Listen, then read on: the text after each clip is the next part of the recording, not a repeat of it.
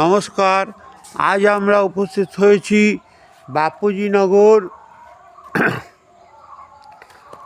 মহাসাধক ভাবা পাগলার আশ্রম ভাবার চণ্ডী কালী মন্দিরে।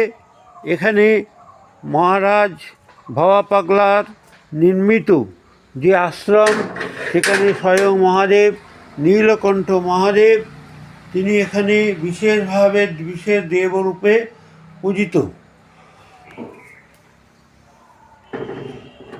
এই মন্দির কবে স্থাপিত হয়েছে তা কেউ জানে না, কিন্তু শত সহস্র বৎসর ধরে, সৃষ্টির আদিকাল ধরে এখানে কোনোভাবে মহাদেব পূজিত হতেন।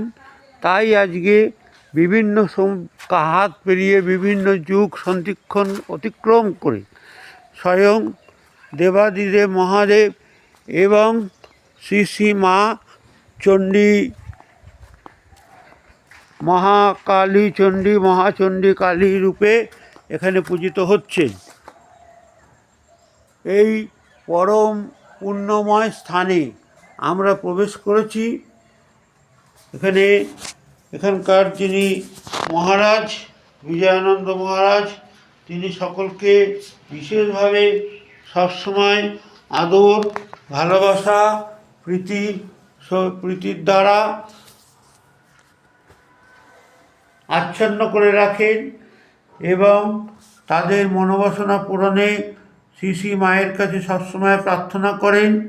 আমরা জানি এখানে বিভিন্ন রোগী মানসিক যন্ত্রণার থেকে এবং শারীরিক যন্ত্রণা থেকে কীভাবে মুক্ত হয়ে সুন্দর জীবনে ফিরে আসে এবং সম্পূর্ণ রূপে বাহুল্য বর্জিত এক দেব মন্দির, যেখানে প্রবেশ করলে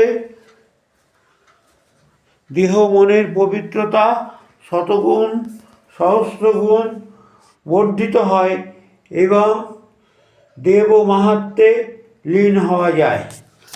বাতকুল্লা স্টেশন থেকে নেমে পূব দিকে অটোতে সহজেই এই মন্দিরে প্রবেশ করা যায়।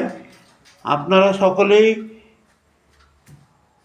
তৃপ্ত হবেন যদি ক্ষণকালের জন্যও এই মন্দিরে আসতে পারেন এবং মহারাজার আশীর্বাদ গ্রহণ করতে পারেন। ধন্যবাদ। চৈত্র মাসের শেষ